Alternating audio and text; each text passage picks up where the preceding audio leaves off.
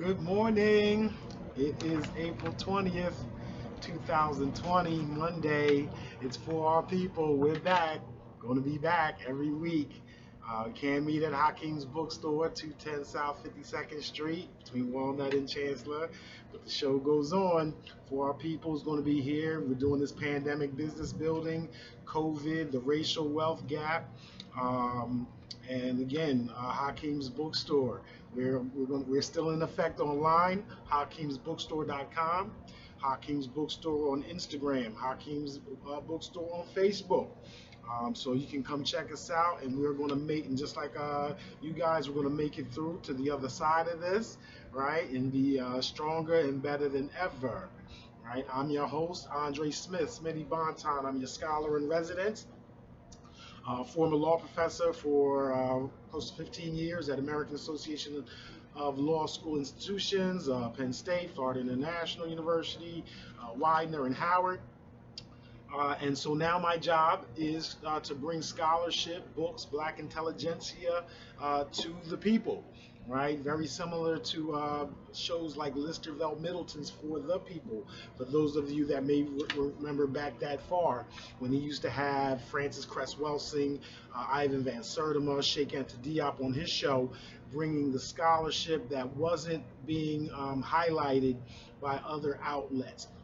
And so that's what we're doing here with For Our People. We're going to talk about, of course, some social events, but our big thing here are books. Unfortunately, being as we're all on lockdown and quarantine, we won't be able to present new books that are available in the store.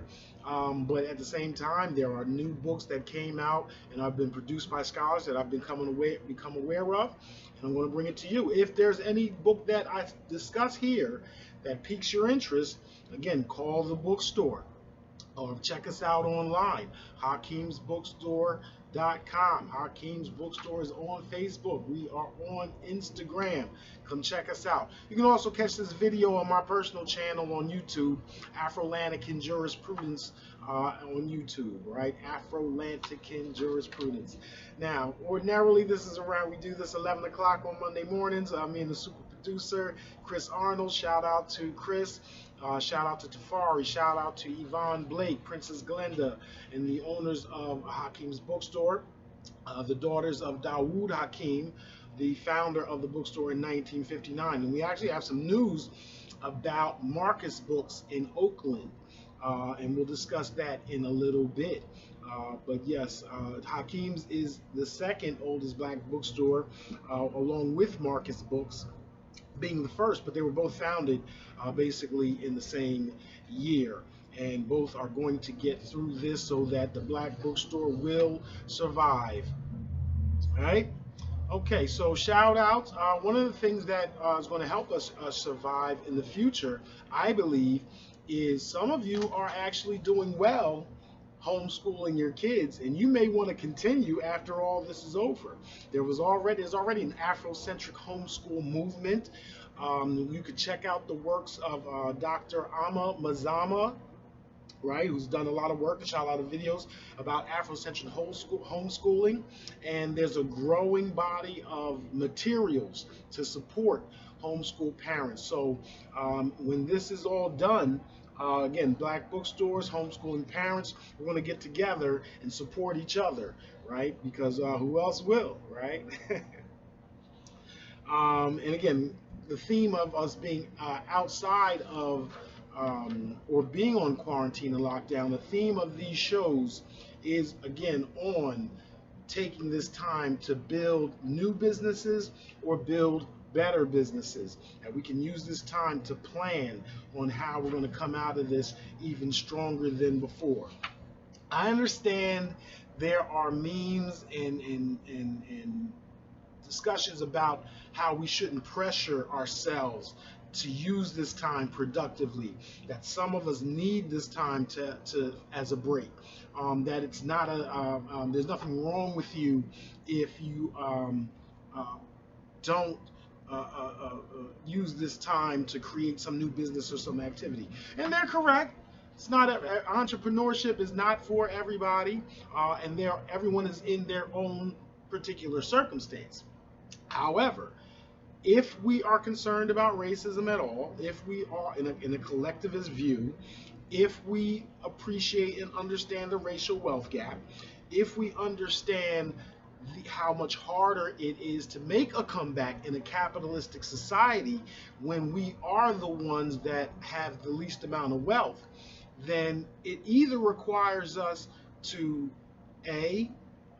strive harder and compete more vigorously and more strategically than others, regardless if that's the way it ought to be, right? It's the reality, right? Or count on the white supremacy to resolve or dissolve itself, right? To ask white folks to give up their wealth and make things even. That's a strategy. I'm just not one that thinks that is going to be effective. So there's a third, which is to just strictly capitulate and just accept whatever comes about, for each of us to find whatever comfortable space we can possibly find within a system of white supremacy. So if you're of the second or third strategy, if that appeals to you, I'm a pragmatist. I can't divine the truth. I can't tell you that that's not going to work. All I'm going to say is that personally, I believe the probabilities are low, right?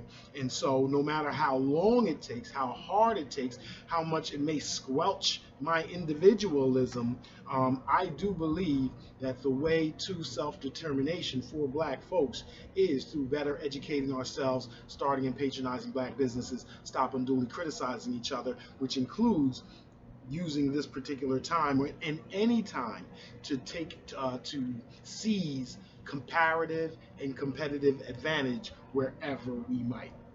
All right, let me get off that soapbox, right, and take this a little lighter. Shout out to all the COVID DJs. Again, another DJ session saved my life this week. I believe the Babyface versus Teddy Riley. They said they're going to come back and do the rematch tonight. So for those of you that were tuned in, and there was a lot. I want to say when I was in the room, it was about 400,000 people, and that doesn't count the in and outs. So clearly they had close to 1 million people, if at least checking it out.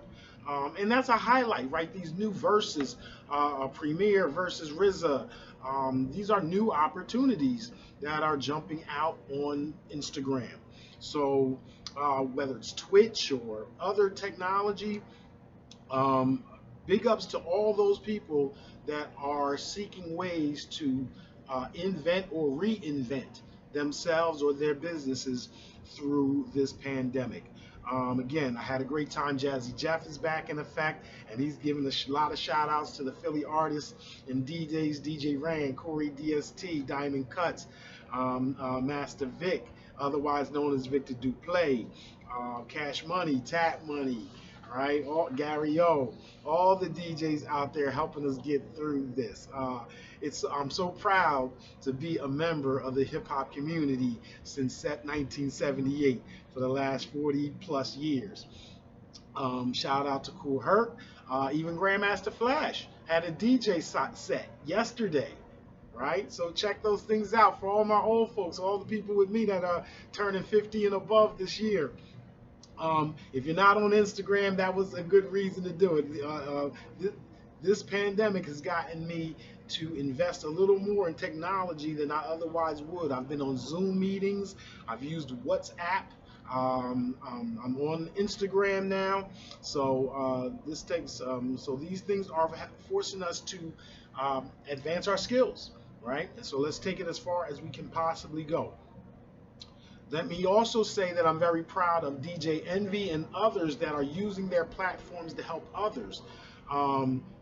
These programs, these things that are going on the Instagram and other media outlets, a lot of folks are using them to promote charities and help other people.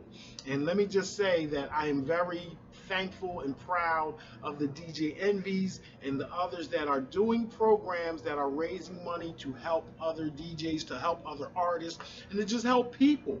I understand, and I have no reason to knock the programs that are donating large amounts of money to the fight against COVID. However, I have to say that we have Federal Reserve banks, we have U.S. Treasury that can spend trillions and billions up to trillions on coronavirus readiness, vaccines. Again, and that doesn't count the rest of the world. So we have, as we've seen through the stimulus packages, we have the money to donate to the CDC, to COVID combating operations. What we're not seeing is charity, is help, is government assistance to those of us at the bottom of the well that need help. The local businesses, the local individuals, the local contractors, the barbershop owners, the salon owners. All we hear is derision, right, for those people wanting to get back and make some money on their own. So if we're asking them to respect the quarantine, right, and to look out for the rest of the community, well, then the community has to also look out for them. So shout out to DJ Envy and all those that are raising money to help other people get by, right? So again, let me give another shout out to Marcus Books. There was a recent article that I found online. Look at me touching my face. There was an article online about the oldest black bookstore in the country, Marcus Books, in Oakland, California. I'm just going to read a little blurb about them and what they're experiencing right now. Started by Doctors Ray and Julian Richardson in 1960, the Oakland, California bookstore, which was named after Marcus Garvey, leader of the Pan-Africanist movement, is a staple in the black literary community, where its visitors include stars such as Malcolm X, Bobby Seale, co-founder of the Black Panther Party, and Toni Morrison, among many others. It has also hosted events for both debut and established authors like Dr. Angela Davis and Terry McMillan. There's a couple Angela Davises, right? I know the Angela Davis, and there's also Angela Davis that teaches at American University. She has a very good book out there, I believe, called Chokehold, about the policing of black men. So shout out to both Dr. Angela Davises. Terry McMillan. As a celebration of the bookstore's 60th anniversary, Falasad Adesanya, creator of the Black Syllabus, let me say that again because I'm probably destroyed the name, Falasade Adesanya, creator of the Black Syllabus, created a $50,000 GoFundMe campaign to save Marcus Books from closing amid the pandemic. Several others across the nation have done the same, with goals ranging anywhere from $2,000 to $10,000. And that's wonderful. I applaud Ms. Adesanya. I applaud the Black Syllabus. And we may be in contact. That is something that Hakim's Books may seek to do. That we may have a GoFundMe page so that we can come back from this pandemic bigger, better, stronger, and more effective, and a greater possible reach than ever before. We need to reach out to Mrs. Adesanya for those that are thinking of starting a business, right? One of the things you learn is there may not be a reason to reinvent the wheel. If we're going to do a GoFundMe campaign, then maybe it behooves us to reach out to Ms. Adesanya, who's already done so and has the knowledge. That way that knowledge can circulate before the money then circulates, right? That's what we call social capital, right? There's what you know is human capital. There's the money you have in your pocket, financial capital. And then it's the interaction between members of the community that increases our social capital, our group capacity, our group potential energy. And let me talk about political capital for a second, because I'm very disappointed in, again, this stimulus package where that's run out of money even before it gets to small businesses like a Marcus Books, before it gets to a Hakim's Bookstore, and is ate up by businesses that nobody would consider small, right? So there's a current controversy about some of the large restaurants and what have you that have dipped into that dipped into that pie for over $10 million, while other people are basically being struggling and being put out the game. Which causes me to ask, where are, again, the politicians that represent us are?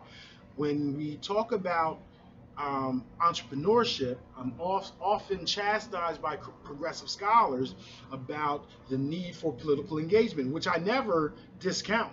And as a matter of fact, insist on entrepreneurship and wealth creation, because Citizens United tethers money to politics. And if you don't have resources, you're not saying anything in politics. However, put that to the side, and there are times like this. Where are our politicians? Our Democratic politicians, I am afraid, are not educating the citizenry about the ways in which the stimulus package could have helped, and how to apply for it, and who was eligible, and streamlining it, and demanding certain amounts go to certain zip codes, because then maybe that will give Donald Trump or the Republicans something to brag about in November. And that just is backwards, right? Our Democratic politicians, those of us in the state, our state senators, our state representatives, our federal representatives, our city councilmen, they have to be out there in a time like this to tell us how we can take advantage of the subsidies and programs. Otherwise, we're allowing the racial wealth gap to increase through socialism, right?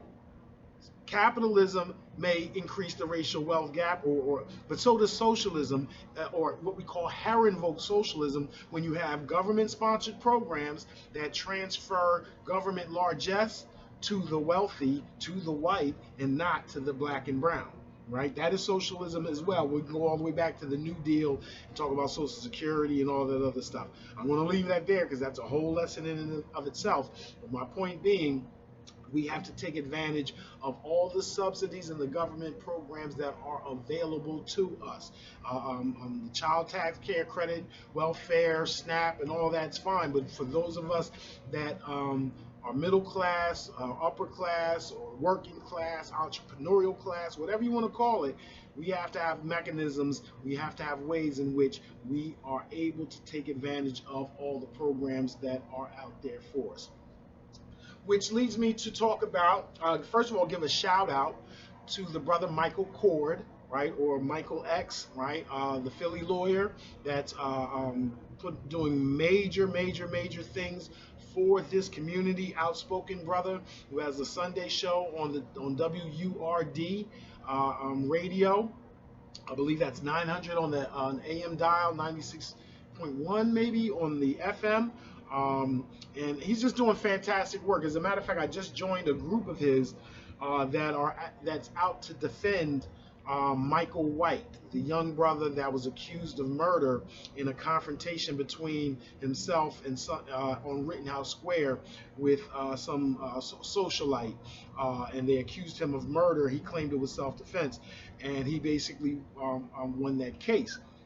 However, as some of you may remember from the O.J. Simpson trial, even if you're off for murder from the criminal side, the family may still sue you for civil conduct, saying that instead of the state taking away your liberty, we will now try to take away your property for the killing, because we think it's more likely than not that you did it. It's a lower standard. So Michael Cord discovered that the brother Michael White has been sued personally for the incident. He did not have the money to respond, and therefore this brother Michael Cord has put together a team of lawyers to help represent Michael White, and I volunteered to be one of them. I'm not a member of the Pennsylvania Bar, so I don't serve as an attorney, but I am a researcher and writer, and so whatever efforts I can give in that respect is what I'm willing to give. But I bring all that up to say that at a certain point, hopefully, that we also create a group, black economic justice lawyering group, right? On the one hand, where we're protecting people's liberty and what have you, but at the same time, we need a group of black lawyers that advances the interest of small-scale black entrepreneurs, family businesses, micro businesses, to keep them reaching and moving forward. So just as 10 or 20 lawyers came together to help this brother, we need 10 or 20 lawyers to come together and help black professionals and working class people convert their hobbies into hustles, because that will save them money on their taxes, and that's a subsidy for moving towards entrepreneurship. And the money we can help them save can also pay a fee that will help black lawyers open up their solo practices and remain within the community instead of rushing to large law firms and serving corporations strictly, right? This is not about this. We need to find ways. Charity is great, wonderful, not knocking it, but we have to find ways that each of us can help the other make money and pay each other and compensate each other in doing so. That's how we're going to rise above this being strictly the employment class. And by employment class, I mean those of us that have to be the essential workers in this COVID crisis and suffer disproportionately the ravages of this disease. Okay, again, lawyers, when it comes to these hobbies versus hustles, we talked in these previous weeks about business planning, about getting your own finances together, having ideas, using your kids, and this time of homeschooling to deal with math, to deal with writing, and all centered around creating a business, inculcating their minds with this idea of entrepreneurship. And we also mentioned that the biggest, let's say, factor in determining whether you have a hobby versus whether you actually have a hustle is a working business plan, right? And again, lawyers, black lawyers that want to come back and take what we've learned from the ivory tower and help our communities, creating that business plan can go so far for addressing these disproportionate subsidies, but it can help so much towards getting black folks towards productive entrepreneurship and attacking the racial wealth gap on our own accord. Towards that end, let me give a shout out to a new book that's coming out next month by a lawyer named Evangeline Mitchell.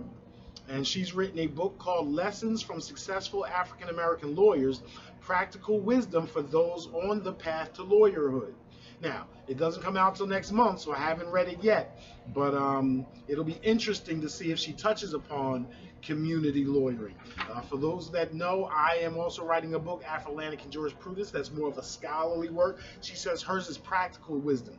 Mine is a little more theoretical wisdom as far as black folks that want to start law school, succeeding while in law school, and then becoming a legal scholar thereafter. So it's great to hit it from different sides. Mine from a scholarly side. Evangeline Mitchell is going to publish Lessons from Successful African American Lawyers, Practical Wisdom for Those on the Path to Lawyerhood. And I believe she's interviewed over 30 or 40 black lawyers around the country to get their thoughts on becoming a lawyer and operating within this legal architecture.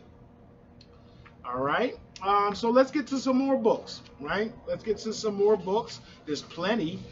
So even though black bookstores are closed, even though we're not able to do book tours, the authors themselves are not able to do speeches, I guess it's a little even more important for us to take the books that have been put out there and give you a little bit of blurb about them so you might be able to be excited and find them online. Again, call the bookstore, Hakim's Bookstore, 210 South 52nd Street, in between Walnut and Chancellor. You can find us on HakimsBookstore.com, Hakim's Bookstore on Facebook.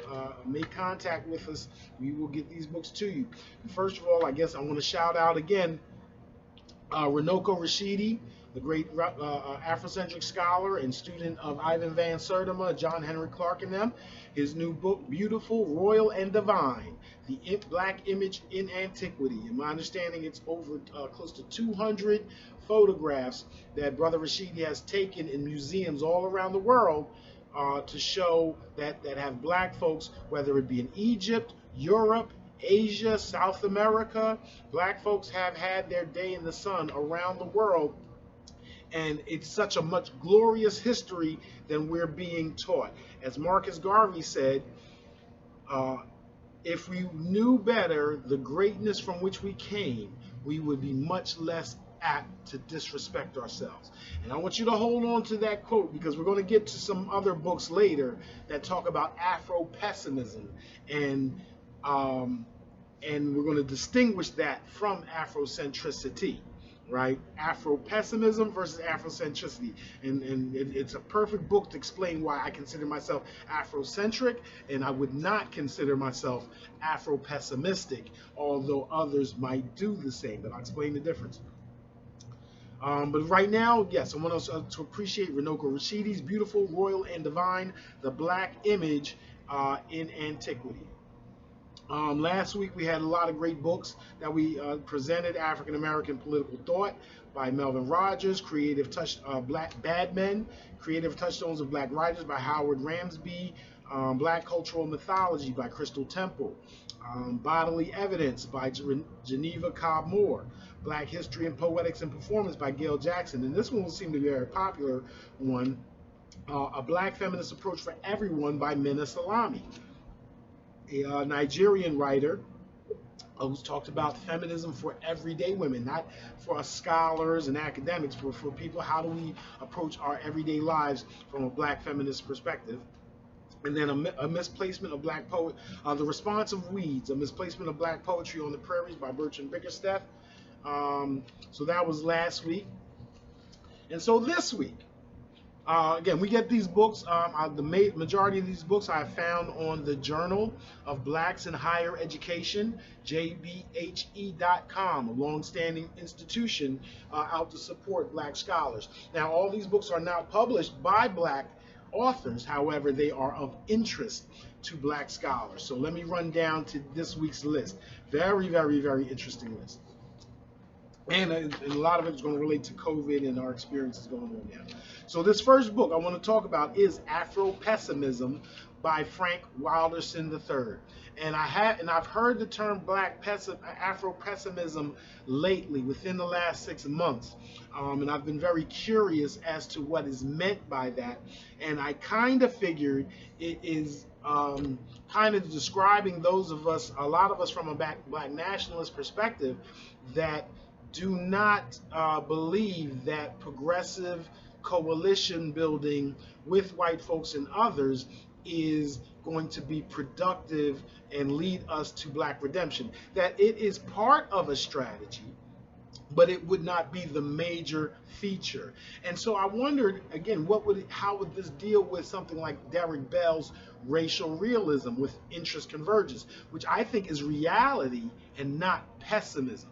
Right? Optimism and pessimism are both distortions of reality, right? So optimism makes things seem better than they are. Pessimism makes it seem worse than they are. Reality is somewhere in between. So I'm really concerned. I was really interested in what is meant by Afro-pessimism and whether it was being used to apply to all those that come from a black nationalist perspective, Tommy Shelby, Derek Bell, etc. Now, I would say that it does and it doesn't. Let me read you this description of Afro-pessimism, and I'll talk about why I think it does describe some black nationalists and black nationalist theory, but that it does not describe Afrocentricity, which I correspond to. So let me read this description of the book. Why does race seem to color almost every feature of our moral and political universe? Okay, now I'm there. Why does a perpetual cycle of slavery in all its political, intellectual, and cultural forms continue to define the black experience? See, you know where I'm going, doesn't to me? And why is anti-black violence such a predominant feature not only in the United States but around the world? These are just some of the compelling questions that animate Afro-pessimism, Frank B. Wilderson III's seminal work on the philosophy of blackness.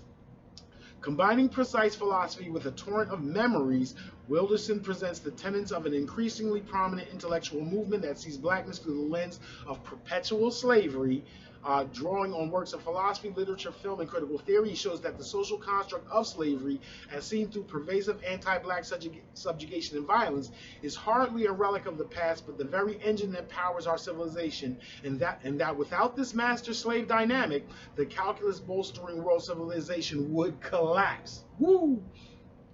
Unlike any other disenfranchised group, Wilderson argues blacks alone will remain essentially slaves in the larger human world, where they can never be truly regarded as human beings, where at every scale of abstraction, violence saturates black life. And again, this description of blackness comports with what how I conceive of Orlando Patterson's slavery as social death. It comports with Cornel West and others that believe that we'll never conquer the racial wealth gap. It is consistent with those who start our existence with slavery, right? However, those of us from an Afrocentric perspective, again, whether we're over optimistic or not is a different question, but we're not pessimistic about the fact that blackness and slavery are not equivalent, right? That, as Mutabaruka says, slavery is not black history, slavery interrupted black history. That we can go to blackness of Al-Jahiz, we can go to the blackness of Kemet, we can go to the blackness of Ghana, Mali, and Songhai. We can see ourselves as preeminent civilization, and not only that, we can also, and I've made the argument many, many times over, that white supremacy was at its peak in 1901, and black folks in America, along with people of color all around the world, have been whittling at it since then. That our current state of affairs is because the demise of white supremacy as an overarching system is threatened, right? And so I am optimistic, even though I can see that it will take hundreds of years to re-establish a system without white supremacy, whatever that consists of. But I do believe we're on our way, which makes me optimistic and not pessimistic. That pessimism I would feel if, yes, I believe that our history and all of black people's history around the world started with slavery, when we know for a fact that it did not. So let me read some of the reviews of it. From some people that I respect, although I don't think that they challenged it stridently enough. Frank Wilderson's Afro-Pessimism is a brilliant memoir and riveting work of creative nonfiction. He joins the ranks of Claudia Rankins, Saidiya Hartman, and Frantz Fanon as one of the boldest and most unflinching theorists of the indispensability, like oxen to lugs, of anti-black violence and racism. And nothing since Ursula K. Le Guin's The Ones Who Walked Away from Omelas has haunted me with the sheer terror of truth that humanity and the world itself are defined by and feed on black suffering and death. The greatest challenge in reading this Afro-pessimist coming-of-age story is seeing a reflection of yourself and finding the will and the words to prove him wrong. And I guess I will try to take that challenge, because I don't disagree with the facts on the ground. I disagree with the outcome. This world is based on, again, as Neely Fuller has said, that white supremacy, global white supremacy defines racism, is an absolute truth. However, white supremacy had a beginning, and it will have an end. Okay. But again, that is from a brother I respect, Khalil Muhammad, author of The Condemnation of Blackness, Race, Crime, and the Making of Modern Urban America.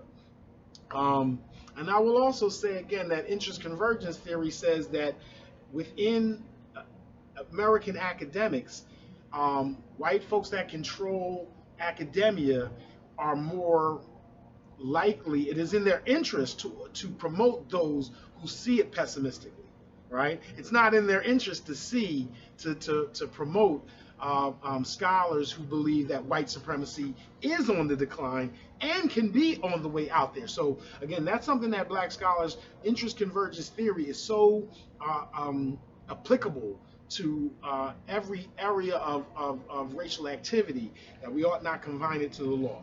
Anyway, here's another review by Claudia Rankin, author of Citizen and American Lyric. There are crucial books that you don't agree with, but one still comes to understand the importance of the thought experiment. Afro-Pessimism is one of those books. Now, I appreciate that as a review. Professor Wilderson is chair of African American Studies at University of California, Irvine, and author of Incognito, a memoir of exile and apartheid. He has received NAA Literature Fellowship in Zora Neale Hurston. Now, I appreciate, again, narrative. I appreciate memoirs, but it also reminds me of Shelby Steele's The Content of My Character, where I'm reading, and when he talks about not feeling good enough to go to Harvard or Stanford, or one of his friends having accepted the myth of black inferiority, and then he attributes that one experience to the whole rest of the race. Again, that's where narrative has its limitations. It's very interesting that this comes from a memoir perspective, from someone's subjective understanding. Now, we can't throw away our subjective understandings. We can't reach objectivity. So I understand that. However, I do believe that there is a counter. I consider myself black nationalist. I consider myself Afrocentric, and I do those things because I am not pessimistic. If I were progressive, I would be, or left-leaning, I would be pessimistic, because I do believe interest convergence theory strongly demonstrates why white folks are not going to help us out of their own accord. However, I'm very optimistic about our own ability to amass human, political, social, and financial capital.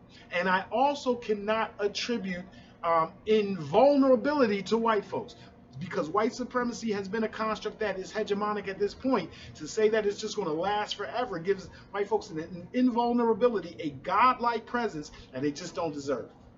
Just don't deserve, right? Get out the invention of electricity, granted. Tethering things to mathematics, granted.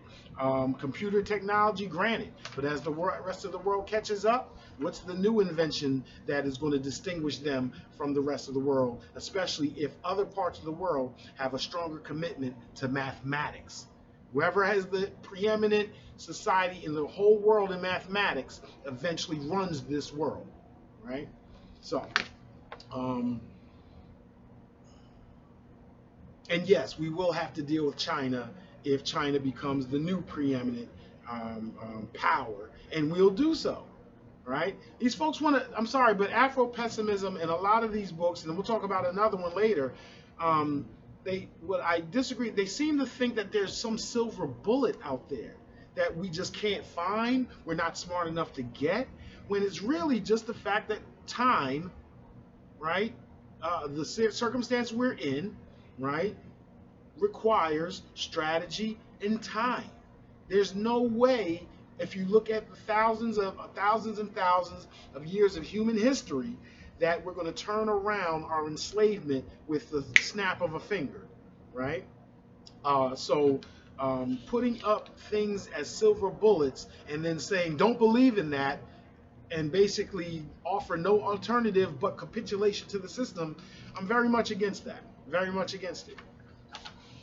All right. We'll move on. The next book by the Journal of Blacks in Higher Education to review is Beyond the Usual Beating, the John Burge Police Torture Scandal and Social Movements for Police Accountability in Chicago by Andrew S. Baer. So shout out to the mayor of Chicago, shout out to the police department, the police chief, and those of us that are part of a progressive prosecuting movement. I support progressives when I believe you're doing right by black folks. However, when you're out looking for middle-class white folks, then I have to depart from you. And this interesting thing about this book, as a Philadelphian, I would love to see if there's any comparisons and contrast with Frank Rizzo in Philadelphia around the same era. Because I grew up in that era, again, with the MOVE bombings. And remember, there was MOVE 1 in 1978 before there was MOVE bombing in 1985. I was 8 years old in '78, and I see police kicking John Africa while they have him held down on the ground on Channel 6 News, and the reporters acting like it's nothing but a thing, right? So it doesn't. There's lots of things that can radicalize you at any particular age, and that was one thing for me. Another book that came out, Making School Integration Work, Lessons from Mars by Paul Tractenberg. And this book is about, it tells the story of Morris, New Jersey, Morris School District in New Jersey that merged school districts to create a better one. And I'm glad that one is out. However, I hope it also deals and is honest with Nancy Abuda, who has written work on the opposite, that the trend is not for school districts to come together. The overarching trend, the overwhelming trend around the country is for wealthy parts of an individual city reincorporating itself by itself, creating its own school district within the city and withdrawing their tax revenue from the rest and creating this elite portion that's basically wealthy and white and turns its back and makes things worse for the school district that is still black and brown. We're talking about Highland Park in Dallas. We're talking about there's a new one coming out or being trying to be created in New Orleans to separate itself so that the wealthy can only help themselves and not help those who are responsible for the wealth that they enjoy, as we are seeing through this COVID pandemic.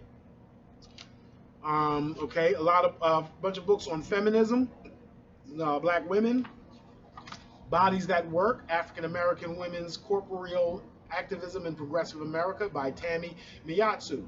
Tami Miyatsu is a professor of American literature in Japan. Interesting work on her take about America.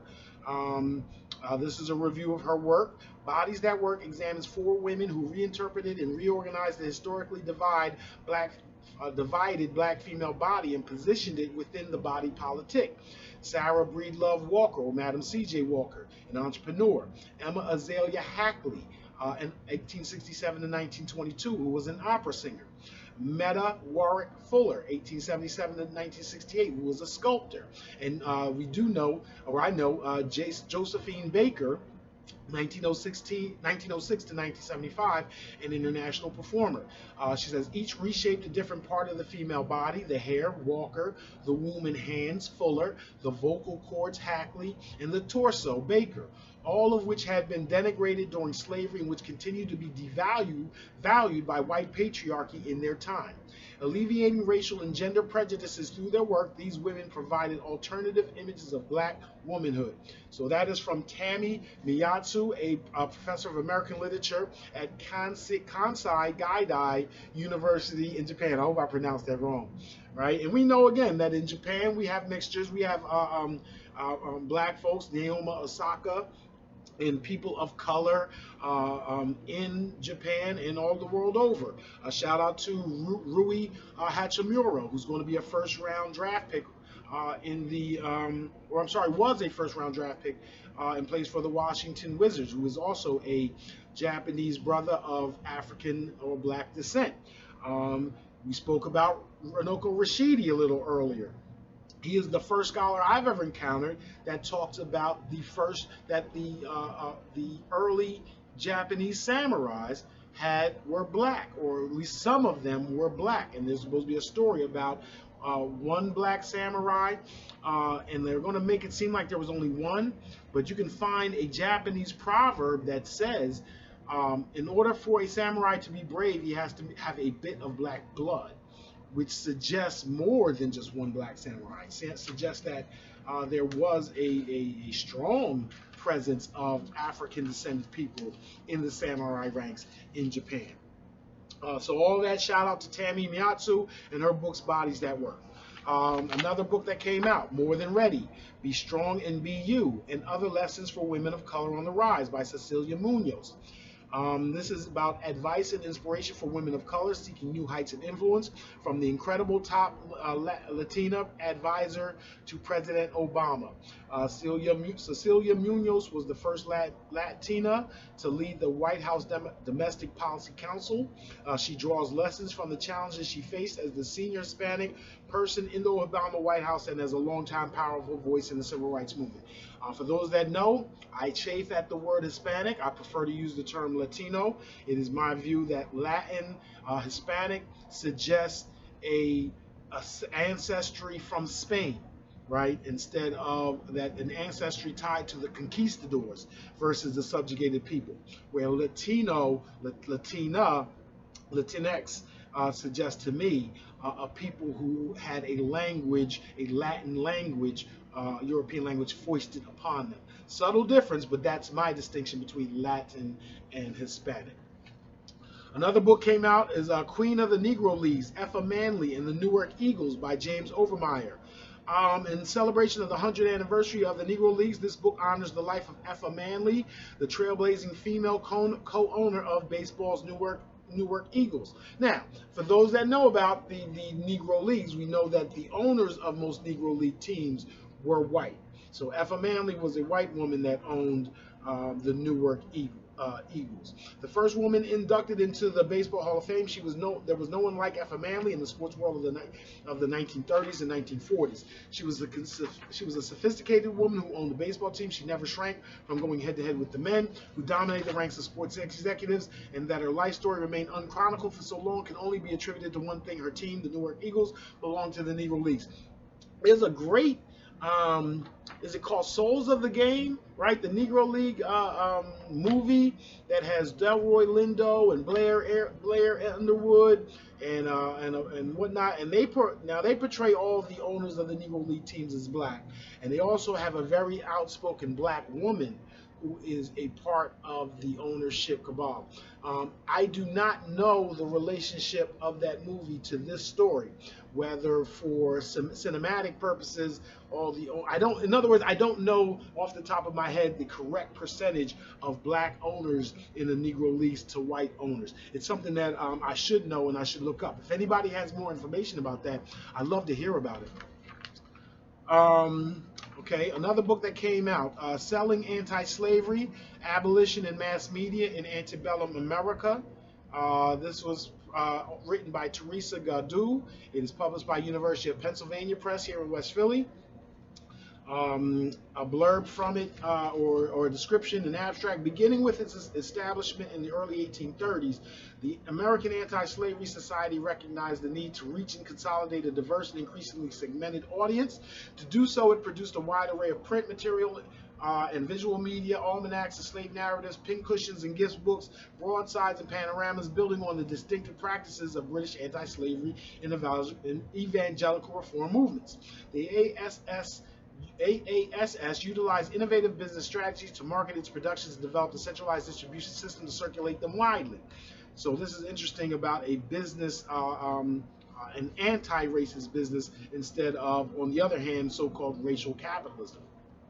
In Selling Anti-Slavery, Teresa Goddu shows how the AASS operated at the forefront of a new cultural industry, and by framing its media as cultural commodities, made anti-slavery sentiments an integral part of an emerging middle-class identity, right? That made that similar to Brown versus Education, that even if it didn't have practical effect, that it at least contributed to today's norm that racism is bad.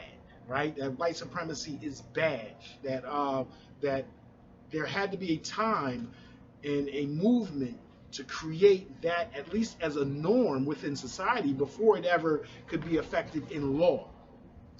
Now, the Trump administration and those out there now, this redux, this recalcitrance, this retrenchment, is pulling back on the notion that racism is bad. However, it is a very interesting historical question to determine how it got to be so. Another book that came out, Steeped in the Blood of Racism, Black Power, Law and Order, and the 1970 Shootings at Jackson State by Nancy K. Bristow. And this is Oxford University Press, one of the preeminent presses out there. Minutes after midnight on May 15th, 1970, almost 50 years ago to this date, right? 1 month from now, it'll be 50 years later. White members of the Jackson City Police and the Mississippi Highway Patrol opened fire on young people in front of a women's dormitory at Jackson State College and HBCU in Jackson, Mississippi, discharging buckshot, rifle slugs, a submachine gun, carbines with military ammunition, and two 30.6 rifles loaded with armor-piercing bullets. 28 seconds later, 2 young people lay dead, another 12 injured. Taking place just 10 days after the killings at Kent State, the attack at Jackson State never garnered the same level of national attention and was chronically misunderstood as similar in cause. Of course, why not? This book reclaims the story and situates it in the broader history of the struggle for African American freedom in the Civil Rights and Black Power era. Interestingly enough, Nancy K. Bristow is also the author of American Pandemic, The Lost Worlds of the 1918 Influenza Epidemic. So these are 2 books that probably need to be on my bookshelf, right? Fantastic. Now, the last book we're presenting today is The Myth and Propaganda of Black Buying Power by Jared Ball. I'm actually familiar with Dr. Ball. I invited him to a conference when I used to teach at Florida International University. We had a conference on hip-hop. He had a paper on mixtapes, hip-hop mixtapes as revolutionary journalism, almost kind of like the drums in Africa and slaves passing messages outside of the white power structure. And so Jared Ball's paper, The Myth and Propaganda of Black Buying Power, however, unfortunately, I'm going to link that along with Mirza Baradaran's The Color of Money as 2 progressive attempts that fit works that fit within that rubric of Frank Wilderson's Afro-pessimism, right? Yes, it is true. Mirza Baradaran shows the travails that black banks have always had throughout their existence. She also talks about the limitations of black banks and how black banks would have to operate within the Federal Reserve System and therefore are not truly an extraction from this system. Jared Ball similarly talking about the myth of black buying power, about the idea that there's trillions of dollars within the black community and all we have to do is recycle them among ourselves. Well, he is going to be absolutely correct that this money is fake. It comes from the Federal Reserve. It's going to leak out. We're going to use other black businesses. However, it still does not, neither one deals with the point or this particular question. Is it better or not? Is it better or worse for black people to have more capital or less? Right? Human, social, political. And that's another thing. They both ignore human and social capital and how we can create those things through black banking, through higher velocity. So if white folks and white society and this civilization is a burning house, if it is not invulnerable, if we ever come to a time of Thunderdome, human and social capital from being bank managers and owners and whatnot will be more valuable than just having been employees at a certain time. So I get the point that each one is making about being more factually precise about the ways in which we can help ourselves and understanding its fit within also using financial capital to as one prong of a strategy, that we cannot ignore political capital, that we cannot ignore human capital, that we cannot ignore social capital. And so these works that seem to hold up black banking as a silver bullet to knock it down, that holds up black buying power and recirculating black money within the neighborhood and hold it up as a silver bullet and then knock it down. Well, we know there is no silver bullet, right? So it loses, both of these books, in my view, are very good, but they lose their steam once we acknowledge from the very beginning that these things were not silver bullets and that it's going to take hundreds of years of accumulating human, social, political, and financial capital to reach self-determination, right? Okay, so I said leads me again to why I think it's a very good segue to why we end this way every week, to acknowledge the need for us to help ourselves and the limitations that we have to be very pragmatic and strategic and work with others when our interests align, but also to support each other when the interests of us and others diverge. It's only efficient, it's only practical, it's only intelligent. So from now, so for this week, next week, every week, year, decade, century thereafter, let's better educate ourselves and our children. Let's start and patronize black businesses and institutions. Let's stop unduly criticizing each other and promoting the myth of black inferiority. Let's accumulate human, social, political, and financial capital. That is the revolution that will never be televised. See y'all next week on For Our People. Hotep.